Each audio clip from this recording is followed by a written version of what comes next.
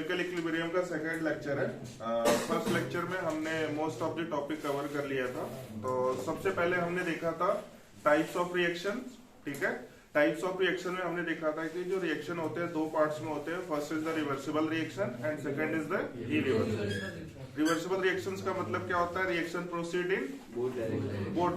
Both directions का मतलब rate of forward and rate of backward.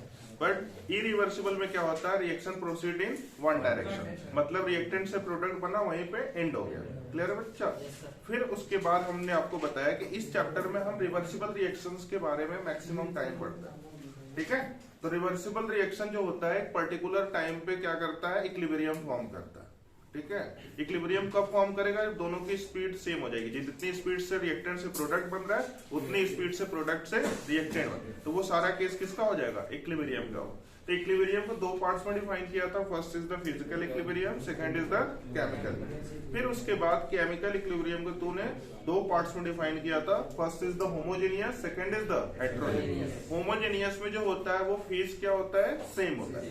और हेटेरोजेनियस में क्या होता है? जो फेज होता है वो डिफरेंट होता है। क्लियर है बच्चा? चल, उसके बाद तूने ग्राफ देखा था कि ग्राफ हम केमिकल इक्विलिब्रियम का कैसे रिप्रेजेंट करते हैं। तो तुमने क्या किया था? एक रिएक्टेंट एंड प्रोडक्ट को एक पर्टिकुलर इंस्टेंस पे इक्विलिब्रियम फॉर्म कर दिया था। ठीक है, मतलब तो कहां पे इक्विलिब्रियम होते थे? जब दोनों की स्पीड, रिएक्टेंट एंड प्रोडक्ट की स्पीड जहां पे सेम होती थी वो इक्विलिब्रियम हो जाता था। ठीक है, फिर उसके बाद तूने देखा था बच्चा फीचर्स ऑफ केमिकल इक्विलिब्रियम या फिर रिवर्सिबल रिएक्शन। तो रिवर्सिबल रिएक्शन जो होता है ये क्लोज कंटेनर प्रोसेस है। ठीक है, और उसके बाद ये क्या होता है? डायनेमिक होता है। डायनेमिक क्यों होता है? क्योंकि ये प्रोसेस चलता है रिएक्टेंट से प्रोडक्ट, प्रोडक्ट से रिएक्टेंट, रिएक्टेंट से प्रोडक्ट, प्रोडक्ट से रिएक्टेंट, इसलिए इसको डायनेमिक। डायनेमिक का मतलब होता है मोशन या फिर मोमेंट। क्लियर है बच्चा? उसके बाद तेरे को मैंने बताया था कि जो रिवर्सिबल रिएक्शन होता है इसको इनकम्प्लीट रिएक्शन बोलते हैं। इनकम्प्लीट का मतलब ये कभी भी कंप्लीट नहीं होता, मतलब ये हमेशा मूव करता रहता है, तो कुछ भी डिफाइन कर ही नहीं सकते जब तक कि ये कंप्लीट ना हो जाए। क्लियर है बच्चा? चलो, अब उसके बाद हम पढ़ने वाले हैं आज का first topic, that is active mass. Today first topic is the active mass.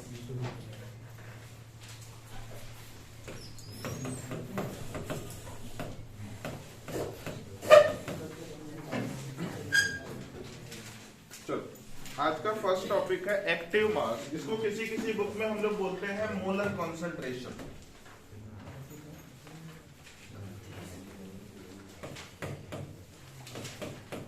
Molar concentration, active mass या फिर इसको बोलते हैं मोलर कॉन्सेंट्रेशन। बच्चा,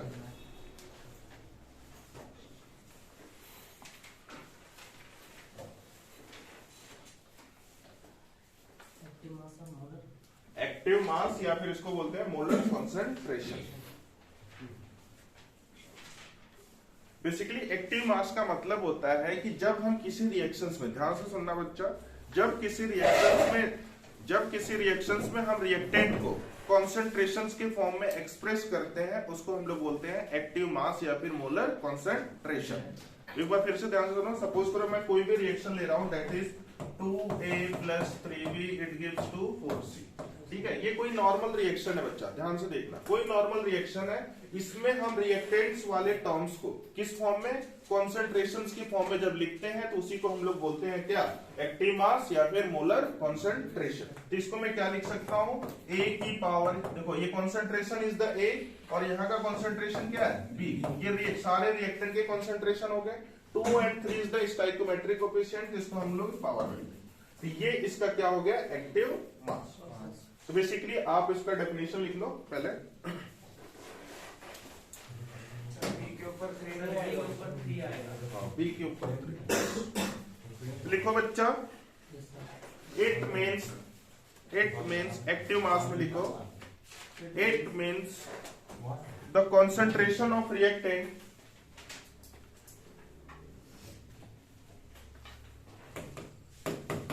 it means the concentration of reactant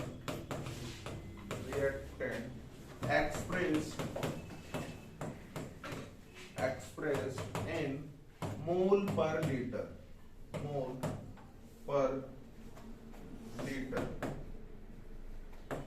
पर लीटर, इसकी यूनिट होती है and square box is called active mass,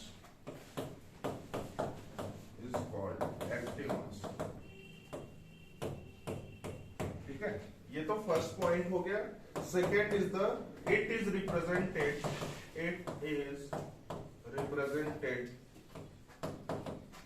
bye square box. मतलब हम लोग, बोलो बच्चा, स्क्वायर बॉक्स या फिर कॉन्सेंट्रेशन बॉक्स को कैसे रिप्रेजेंट करते हैं? स्क्वायर बॉक्स में। क्लियर है बच्चा?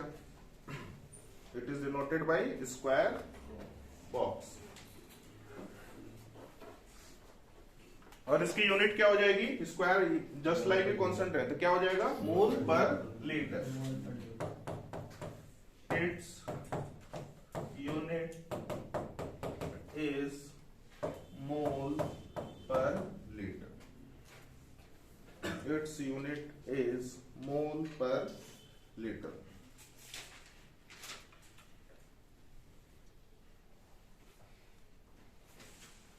समझ में आ गया बच्चा?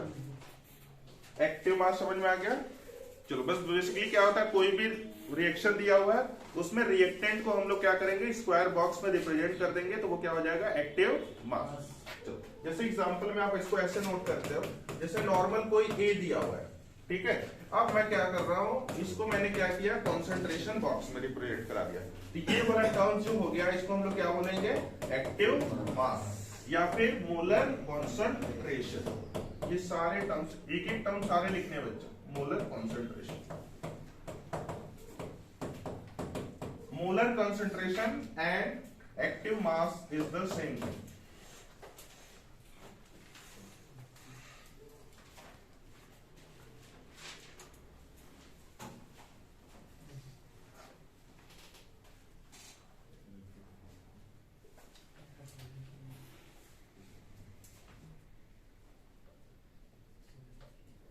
हो गया? चल, तो ये एक्टिव मास बेसिकली क्या होता है बच्चा? It is the type of molar concentration and it is expressed in square bracket. Clear है? जो भी टर्म्स लिखा रहेगा बस आप उसको स्क्वायर बॉक्स में रिप्रेजेंट कर दोगे, तो वो क्या हो जाएगा? एक्टिव मास या फिर मोलर कॉन्सेंट्रेशन। चलो, next heading is the law of mass action.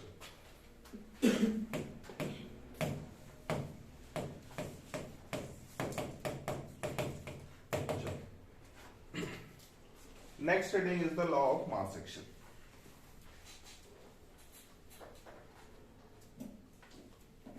Basically जो लॉ ऑफ मास एक्शन होता है, एक थ्योरेटिकल कॉन्सेप्ट है। तो फर्स्ट पॉइंट इसमें लिखोगे, it is theoretical concept. It is theoretical concept.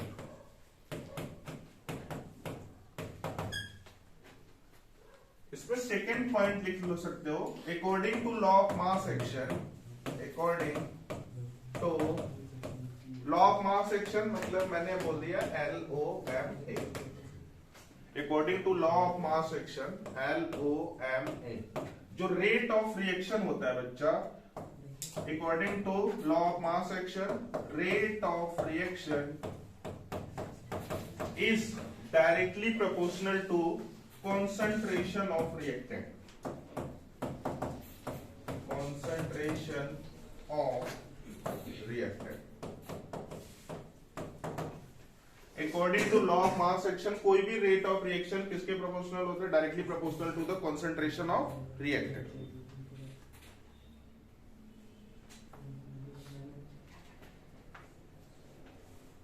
हो गया बच्चा? According to law of mass action, किसी भी रेट ऑफ रिएक्शन जो होता है directly proportional to the concentration of reactant.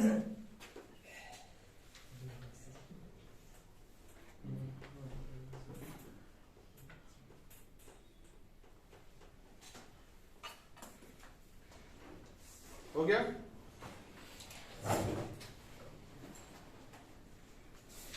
देखो, बस लॉ ऑफ मास एक्शन में ये याद रखोगे कि ये थ्योरेटिकल कॉन्सेप्ट होता है, और लॉ ऑफ मास एक्शन बोलता है किसी भी रिएक्शंस का रेट ऑफ रिएक्शन जो होता है वो डायरेक्टली प्रोपोर्शनल किसके होता है? Concentration of reactant. अब मैं आपको इसको मैथमेटिकली दिखाऊंगा, ध्यान से समझना है बच्चा। मैं बोल रहा हूं मेरे पास कोई रिएक्शन है that is A plus B it gives to C plus D. Clear है बच्चा? ध्यान से देखना, आप लोग सारे टर्म्स बोलते रहना। इस रिएक्शंस का सबसे पहले अगर मैं बोल रहा हूं कि भाई इसका एक्टिव मास लिखो, एक्टिव मास लिखने का क्या तरीका है बोल? A, फिर उसके बाद कॉन्सेंट्रेशन ऑफ B, फिर उसके बाद C एंड D। ये सारा मैंने क्या किया? कुछ नहीं किया, जितने भी कॉन्सेंट्रेशन टर्म्स थे उसको मैंने क्या किया? स्क्वायर बॉक्स में लिख लिया। ठीक है, और अच्छे से अगर समझना है तो आप इस तरह लिख सकते हो, एक्टिव मास इक्वल टू क्या होता है? Concentration equal to square bracket. ये किसके लिए डिफाइन है? Active mass. अब मैं आ रहा हूं according to law of mass section. Law of mass section में मैंने बताया first point it is theoretical concept. फिर उसके बाद मैंने सेकेंड कॉन्सेप्ट बताया कि भाई जो रेट ऑफ रिएक्शन होता है according to law of mass section, rate of reaction, किसी रिएक्शंस का जो रेट होता है वो डायरेक्टली प्रोपोर्शनल होता है किसके? Concentration of reactant. चलो ध्यान से देखना, तो मैं अगर इस रिएक्शंस के लिए लॉ ऑफ मास सेक्शंस वाला यूज कर रहा हूं तो देखो मैं अकॉर्डिंग टू LOMA क्या होता है बच्चा? ROR, rate of reaction is the ROR is directly proportional to, बोल क्या लिख सकता हूं? Concentration of A and concentration of B। Clear है बच्चा? बोलो ये किसके अकॉर्डिंग हो गया? According to law of mass section. Clear है? अब उसके बाद इस टर्म्स को मैं क्या करूंगा? प्रोपोर्शनलिटी साइन को चेंज करूंगा। तो उसके लिए कुछ ना कुछ तरह को कांस्टेंट टर्म्स चाहिए जिससे आप क्या करोगे? प्रोपोर्शनलिटी को चेंज करो। तो मैं क्या किया? मैंने ROR इक्वल टू KA और उसके बाद B। जो K होता है इसको बोलते हैं बच्चा rate constant. K is the rate constant. ये सारे टर्म्स होते हैं। तो according to law of mass section this one active mass ये। किसी भी रिएक्शंस का आप एक्टिव मास कैसे लिखते हो आपको पता चल गया। किसी भी रिएक्शंस का बोलो बच्चा लॉ ऑफ मास सेक्शन कैसे लिखते हो ये भी आपको पता चल गया।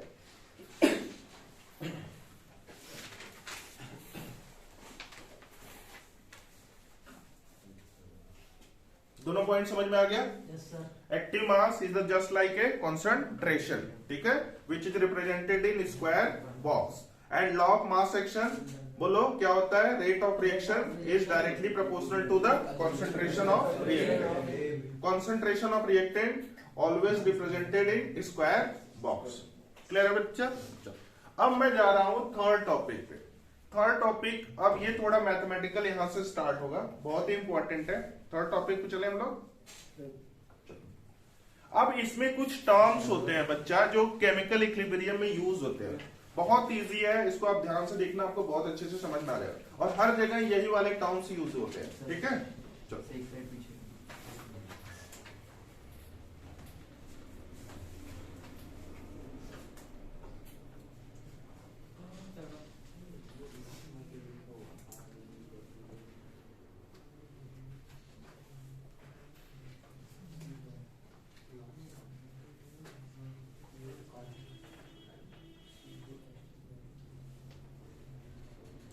इसमें देखो तीन चीजें सबसे ज्यादा यूज होती है। First is the concentration, second is the temperature, pressure.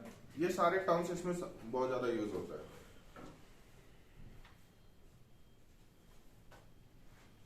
लिख लिया? जहां पर भी डाउट होगा ऑन द स्पॉट पूछना है, ठीक है? सर ये वाला टॉपिक नहीं समझ आया सर। आपने लास्ट में क्या लिख रखा है? लास्ट में मैंने ये वाला टर्म्स देखो, लॉ ऑफ मास है according to law of mass section क्या बोलता है कि कोई भी रेट ऑफ रिएक्शन जो होता है वो डायरेक्टली प्रोपोर्शनल होता है किसके? कॉन्सेंट्रेशन ऑफ रिएक्टेंट के। तो रिएक्टेंट्स वाले टर्म्स को हमने क्या किया? प्रोपोर्शनलिटी में लिख दिया। फिर उस प्रोपोर्शनलिटी को आपको चेंज करना पड़ेगा, तो कोई भी कांस्टेंट टर्म्स तो वो मैंने के यूज कर लिया। तो ROR rate of reaction equal to K concentration of A and B for this reaction, ठीक है? उसके बाद क्या लिख रहे हो? K is the rate constant. जो K टर्म्स दिख रहा है उसको क्या बोलते हैं हम लोग? Rate constant. चलो अब मैं जा रहा हूं नेक्स्ट टॉपिक पे बच्चा। अब यहां से आपका इंपॉर्टेंट टर्म्स स्टार्ट हो रहा है। तो लिखो relation between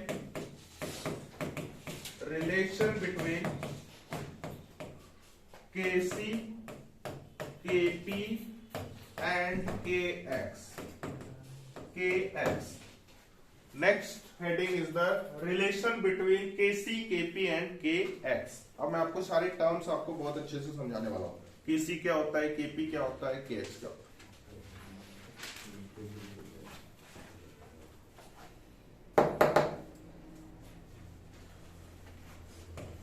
इसमें बच्चा देख, जो फर्स्ट टर्म होता है डेट इज केसी, जो सेकेंड टर्म होता है उसको हम लोग बोलते हैं केपी, एंड जो थर्ड टर्म होता है उसको बोलते हैं केएक्स।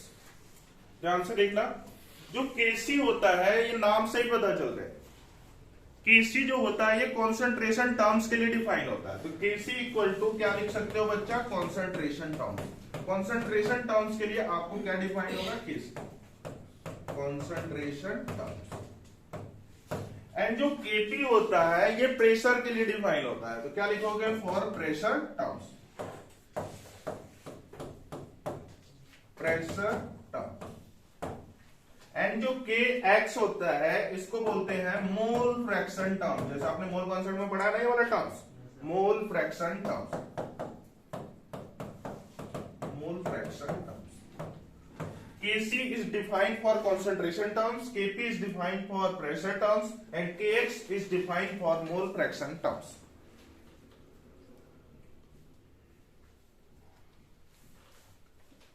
थोड़ा फास्ट लिखो बच्चा तो लोग।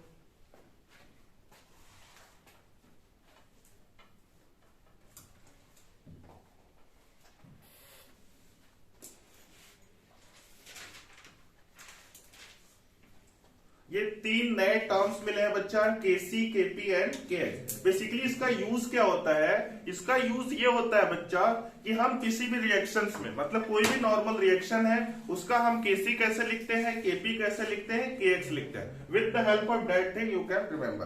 क्लियर है बच्चा? तो आपको मतलब कोई भी रिएक्शंस का क्या बेसिकली क्या पता होना चाहिए, केसी, केपी एंड केएक्स कैसे लिखते हैं, वही मैं आपको यहाँ पे सिखाने वाला हूँ। केसी जो हमेशा डिफाइन होता है या कॉन्सेंट्रेशन के लिए डिफाइन होता है, ये प्रेशर के लिए डिफाइन होता है, और ये मोल फ्रैक्शंस के लिए डिफाइन होता है। चलो अब अगर बच्चा मैं यहीं पे एक और पॉइंट ऐड कर सकता हूं। चलो ये तो आपको मतलब पता चल गया, केसी डिफाइन फॉर कंसंट्रेशन टर्म। अगर वो बोलेगा कि भाई केसी की यूनिट बताओ, इसका यूनिट भी पूछ सकता है। तो यहाँ पे अगर मैं यूनिट की बात करूं तो ये आपको पता है KC is the concentration, and concentration की यूनिट क्या होती है, कंसंट्रेशन की यूनिट क्या होती है बच्चा, मोल पर लीटर। तो बस आपका यहाँ पे यूनिट भी ऐड कर लो, इसकी यूनिट क्या हो जाएगी बच्चा, मोल पर लीटर। उसी तरह next term is the KP, pressure term. तो प्रेशर की यूनिट क्या होती है, पास्कल या फिर एटीएम। ठीक है, तो नेक्स्ट इज द एटीएम हो गया या फिर पास्कल हो गया। अब उसके बाद थर्ड टर्म जो है वो के एक्स है, that is mole fractions terms. तो मोल फ्रैक्शंस की यूनिट क्या होती है बताओ, मोल कॉन्सेप्ट में मैंने बताया था। एनीबॉडी, मोल फ्रैक्शंस की यूनिट क्या होती है, मोल फ्रैक्शंस की कोई यूनिट नहीं होती है, यूनिट लेस होती है। ये मैंने आपको बताया था ना बच्चा।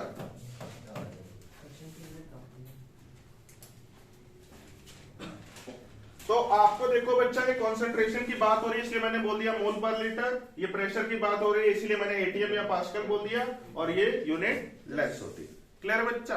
तो बेसिकली अपना मेन मोटिव क्या है, अपना मेन मोटिव यही है कि अपने को किसी भी रिएक्शंस के लिए केसी कैसे लिखते हैं, केपी कैसे लिखते हैं, और कैसे केएक्स लिखेंगे, ये सीखना है with the help of that thing. तो केसी का मतलब कॉन्सेंट्रेशन टर्म, बिल्कुल एक्टिव रहो, बोलते रहो, तो लोग कुछ बोल नहीं रहे।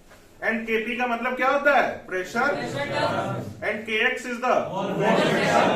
तो बेसिकली अब हमको क्या सीखना है, किसी रिएक्शंस का कैसे हम ये सारे टर्म्स लिखते हैं। क्लियर है बच्चा?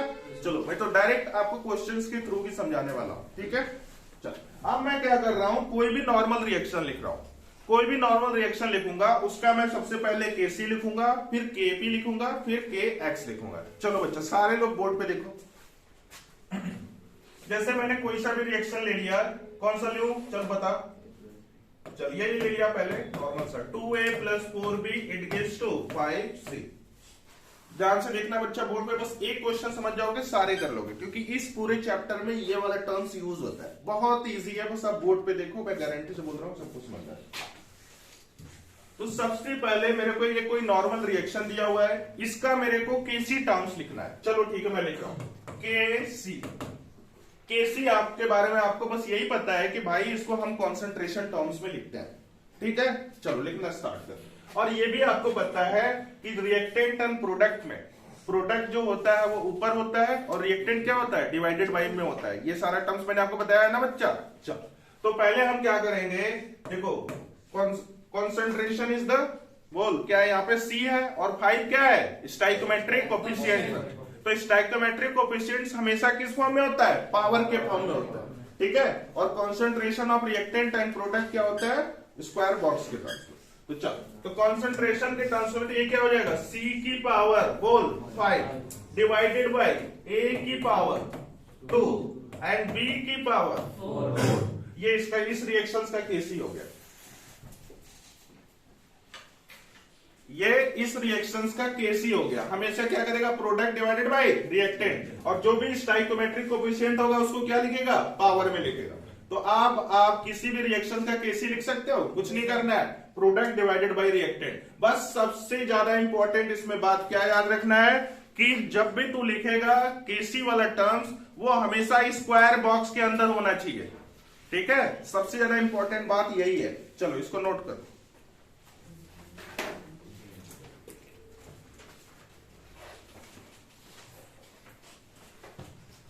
थोड़ा एक्सक्यूज हो तुम लोग, ठीक है, तुम मजा नहीं आ रहा है। नहीं चलो, वो अपने आप उसी से कंटिन्यू हो जाएगा, नहीं होगा वो नीचे का नीचे पैड वाले से नीचे वाला स्टॉक ऑप्शन है, स्टॉक वाला।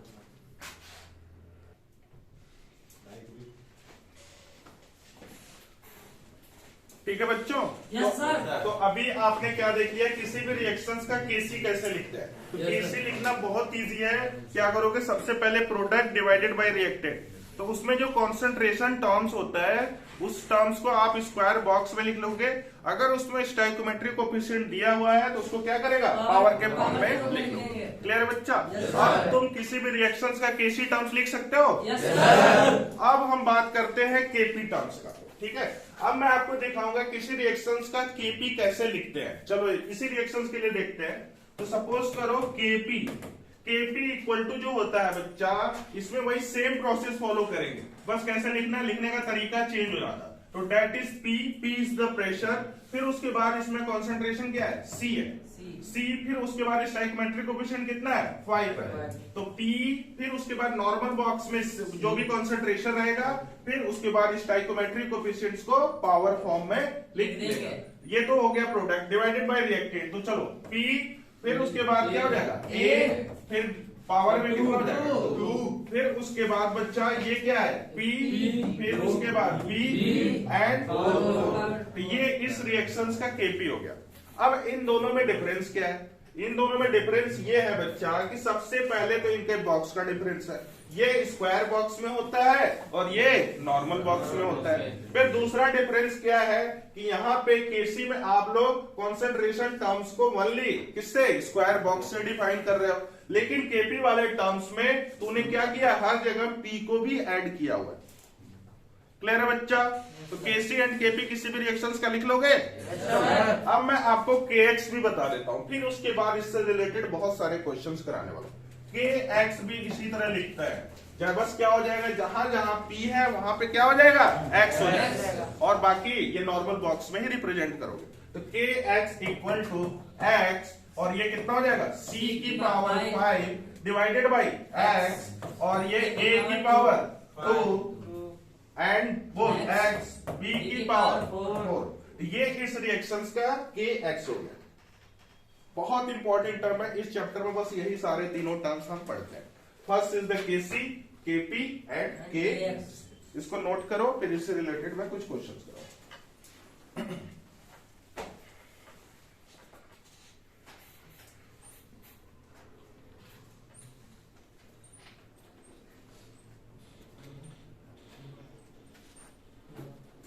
हो गया बच्चा।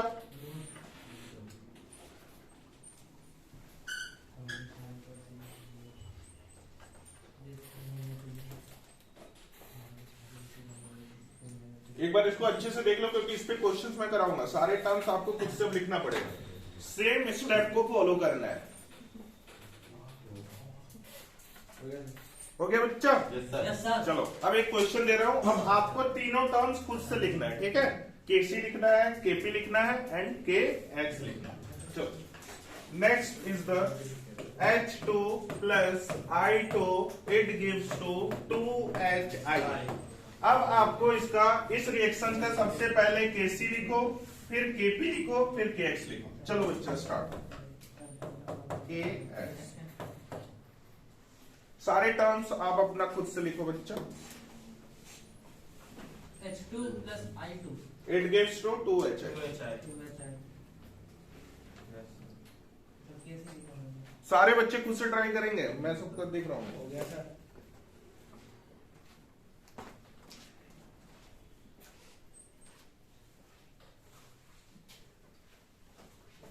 जिसको नहीं समझ में आएगा वो हैंड रेज करेगा, मैं उसको आके उसके पास बैठा समझा दूंगा बहुत अच्छे से।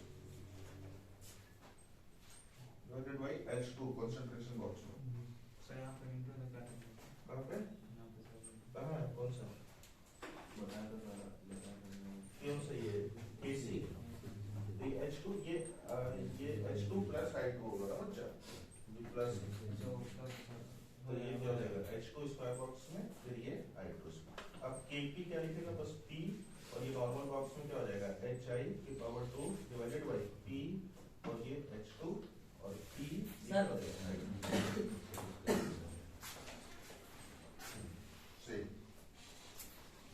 तैयार हो गया बच्चा? Yes sir. चलो सारे लोगों का हो गया? Yes sir. चलो अब ध्यान से देखो, मैं आपको बोर्ड पे एक्सप्लेन कर रहा हूं। तो केसी जो होता है इस रिएक्शन के लिए अगर मैं लिखूं तो वही सेम स्टेप फॉलो करना है। दैट इज बोलो HI के पावर 2 डिवाइडेड बाय H2, फिर उसके बाद ये क्या हो जाएगा I2। ये देखो बस इसमें हमने क्या किया, कॉन्सेंट्रेशन टर्म्स में लिख लिया, स्क्वायर बॉक्स में लिख लिया। सर वो पावर लिखना है। हाँ पावर पावर में बच्चा this is the 2 is the stoichiometric coefficient, but H2 don't have any stoichiometric coefficients, ठीक है? ये H2 है, अगर यहां पे रहता तब वो स्टाइकोमेट्रिक कोएफिशिएंट हो जाता।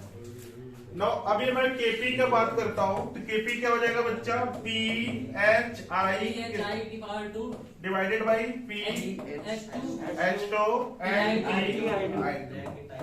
बस इसमें क्या है, नॉर्मल बॉक्स में, और इसमें क्या किया, स्क्वायर बॉक्स में। अब उसके बाद के एक्स की अगर मैं बात करूं बच्चा, तो के एक्स भी क्या हो जाएगा, एक्स की पावर 2 HI के power 2 divided by H2 H2 XI2। बस ये तीनों टर्म्स तूने लिख लिया। ये बहुत इंपॉर्टेंट है, जब तक आपको ये नहीं समझ में आएगा आगे कुछ भी नहीं समझ में आएगा।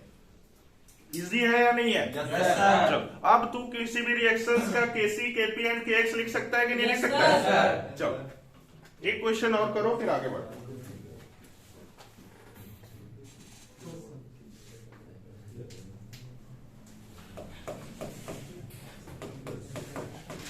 It gives to 2NH3।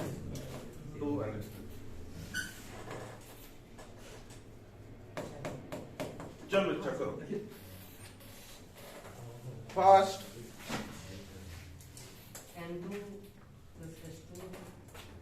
Fast अपना अपना करो। KC, second is the KP and third is the KX. बहुत इजी है। Yes sir.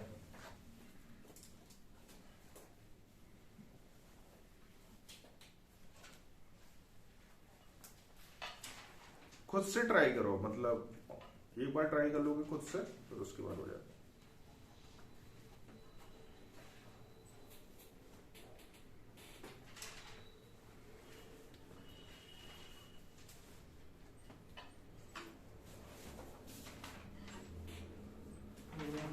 हो गया बच्चा? चलो देखो मैं इधर बोर्ड पे कर रहा हूँ, हम लोग मैच कर लेना। तो बच्चा केसी क्या हो जाएगा बोल, पहले कंसंट्रेशन प्रोडक्ट है क्या, NH3 की पावर 2 डिवाइडेड बाई N2, फिर उसके बाद H2। ये तो बच्चा हो गया केसी। अब मैं बात करता हूं केपी की, तो केपी भी जस्ट लाइक सेम, बस हम लोग क्या करेंगे, इसको नॉर्मल बॉक्स में कर लेते हैं और पी को ऐड कर लेते हैं। तो पी दैट इज NH3 के power 2 divided by P and 2 और ये पी H2। क्लियर है? दिस इज फॉर के पी। नाउ के एक्स इज द गोल बच्चा क्या हो जाएगा? NH3 के power 2 divided by x and 2 और ये क्या हो जाएगा? H2। क्लियर बच्चा? कितने लोगों का बताओ, ऑनेस्टली बताओ, कितने लोगों ने खुद से लिख लिया था पहले ही? चलो आशीष, आपका नहीं हुआ था? सर कंसंट्रेशन में सर नीचे रिएक्टेंट में सर एड प्लस नहीं हुआ था। किसमें एडिशन होगा? क्यों एडिशन क्यों होगा? इधर साइड बोलो कहाँ पे? कंसंट्रेशन में। कंसंट्रेशन में कहाँ एडिशन होगा? रिएक्टेंट केसी में बोल रहा है, केसी केपी यहाँ पे? Yes sir. अरे नहीं बेटा, ये इनटू होता है, तेरे को ये पता नहीं है क्या? ये प्लस नहीं होता, ये डायरेक्ट इनटू फॉर्म में होता है। ये अलग अलग टर्म्स है, ये अलग, इसका अलग पार्ट है, ये अलग पार्ट है। ये किसके लिए? एन के लिए डिफाइन होता है या हाइड्रोजन के लिए डिफाइन होता है? एच के लिए। ये सारे अलग टर्म्स हैं, इसको इसी फॉर्म में, हमेशा ये इनटू फॉर्म में होता है। तो सोच रहा है ये दोनों मिक्स नहीं है, अलग अलग। हो गया बच्चा? चलो अब मैं देखो इसी क्वेश्चंस को, इसी कॉन्सेप्ट को कैसे कैसे आपको मतलब एक्सटेंड करता हूं, ठीक है? मतलब अलग अलग फॉर्म में, जैसे आपके एग्जाम में पूछा जाएगा वैसे वैसे मैं आपको करवाने वाला। अब तुम किसी भी रिएक्शंस का केसी केपी लिख सकते हो। आपके एनसीईआरटी में बस केसी केपी दिया हुआ है, K X for IIT and NEET exam, ठीक है? लेकिन मैंने के एक्स भी करवा दिया। आपके एनसीईआरटी में कौन कौन सा टर्म्स है?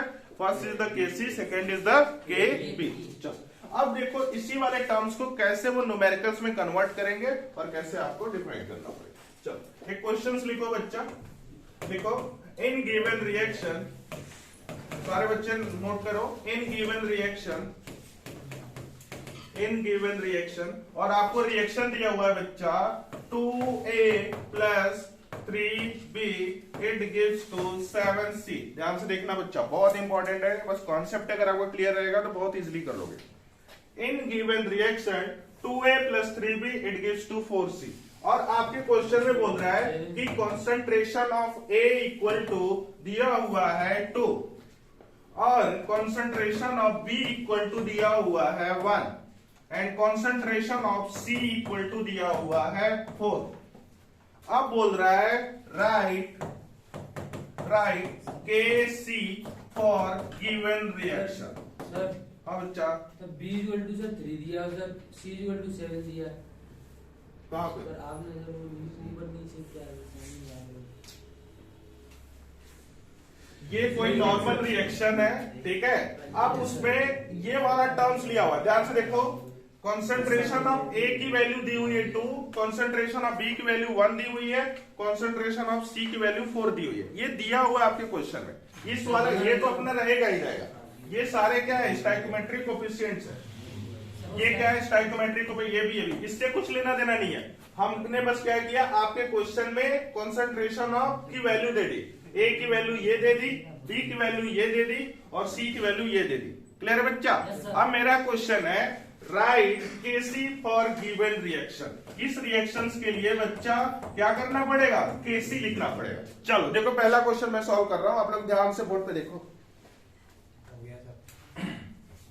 चलो केसी जो आपको अभी मैंने बताया है, बस यही बोला है कि भाई प्रोडक्ट अपॉन रिएक्टेंट और जो कॉन्सेंट्रेशन टर्म्स होता है वो किसमें होता है? स्क्वायर बॉक्स में। सारे बच्चे ध्यान से देखो, तो ये कितना हो जाएगा? C की पावर 7 डिवाइडेड बाई, और ये कितना हो जाएगा? बोल, A की पावर 2 और ये कितना हो जाएगा? B की पावर 3।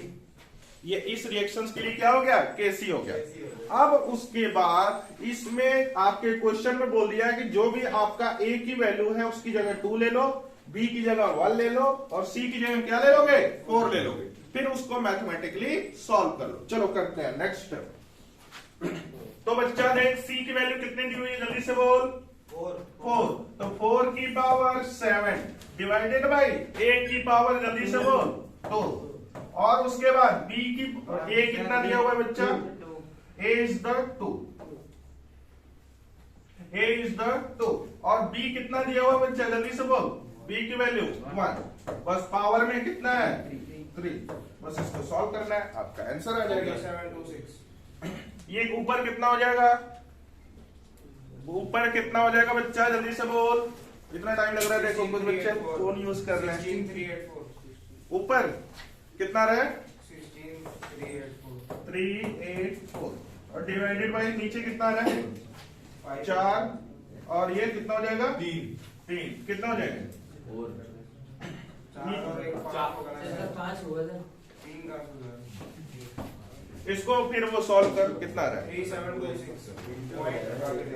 37 सर 5 भी नहीं हुआ सर। 4 होगा। सर इंटू हुआ है सर, उसमें वो 1 से इंटू हुआ या 4 का तो सर कुछ हुआ ही नहीं। अरे दोनों को जोड़ रहे हैं, 4 और 1।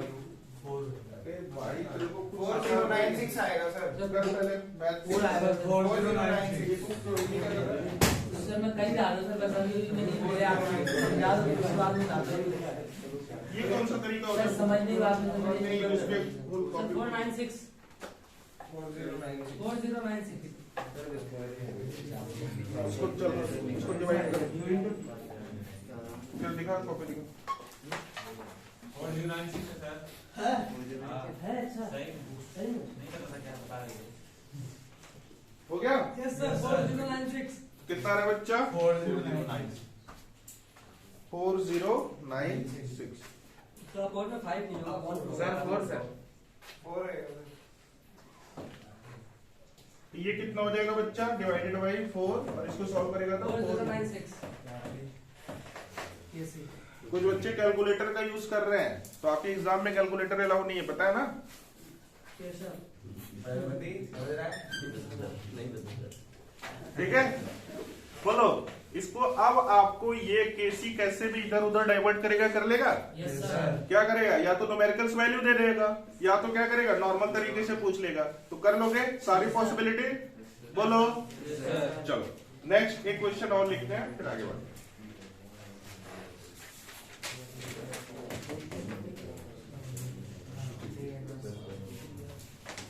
देखो इन गिवन रिएक्शन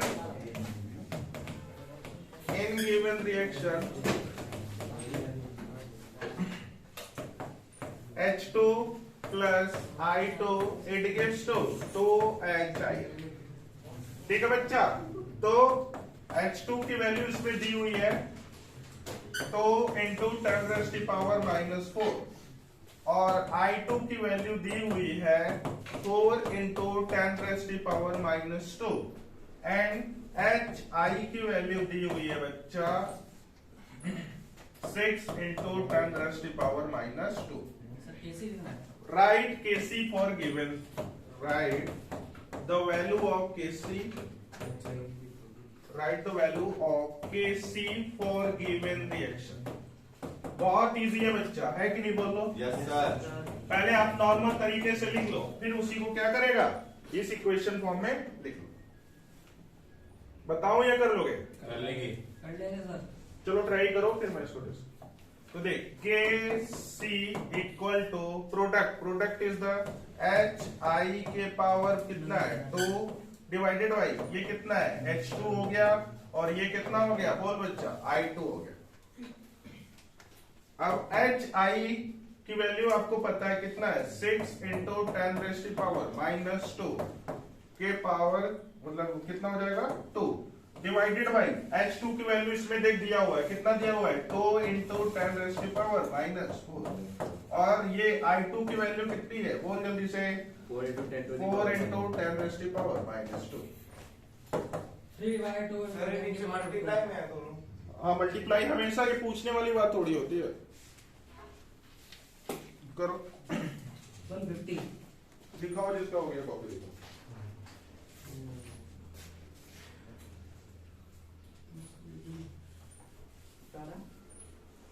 टेन की पावर वो 150 आया आंसर। पहले इसको कर ले, नीचे वाले को एक साथ कर ले, ऊपर वाले को फिर करके वो कर ले। कितना किया 12 150 चलिए 12 को मल्टीप्लाई करेंगे तो हो जाएगा 12 into 10⁻⁻⁴। तो नीचे माइनस थोड़ा कट जाएगा हाँ और 2 से 12 हाँ सही।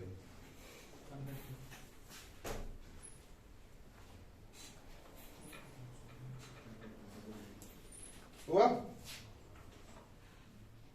बहुत इजी है। किसी का हुआ बच्चा? देखो अब ये इसको पहले एक साथ पहले ऊपर वाले को सॉल्व कर ले, तो ये कितना हो जाएगा बोल? 12 इंटू -4 डिवाइडेड बाई ये कितना है बोल? 2 इंटू 10 रेज़ की पावर -4 सर 36 होगा। 6 के स्क्वायर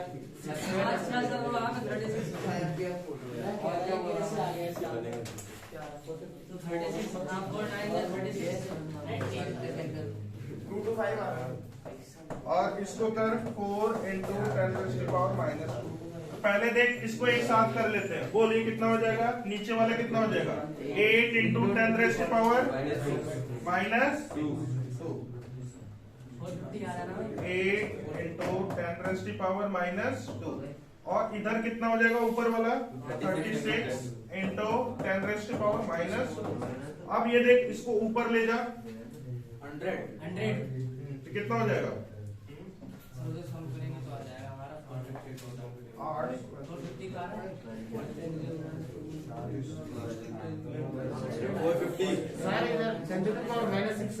सर नीचे 20 की पावर -6 होगा -4 plus 4.5 into 10 raised to power 2 sir.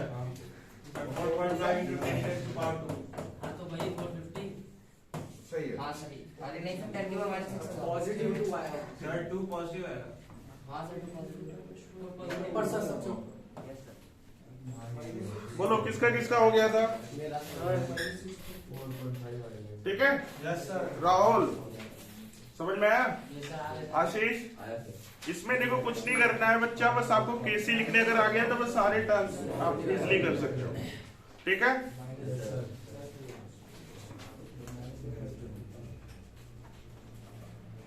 हो गया। चलो एक क्वेश्चन होमवर्क दे रहा हूं, इसको घर पे करना है। ठीक है?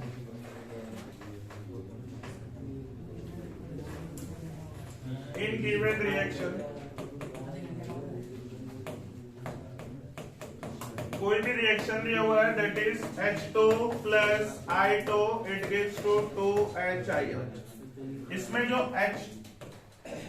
H2 की वैल्यू दी हुई है दैट इज 1 इंटू 10 रेज़ की पावर -2 और I2 की वैल्यू जो दी हुई है बच्चा ये दिया हुआ है 2 इंटू 10 रेज़ की पावर -4 और HI की वैल्यू जो दी हुई है वो दिया हुआ है 100। इसका क्वेश्चन है write KC for given reaction. हो जाएगा बच्चा? Yes sir.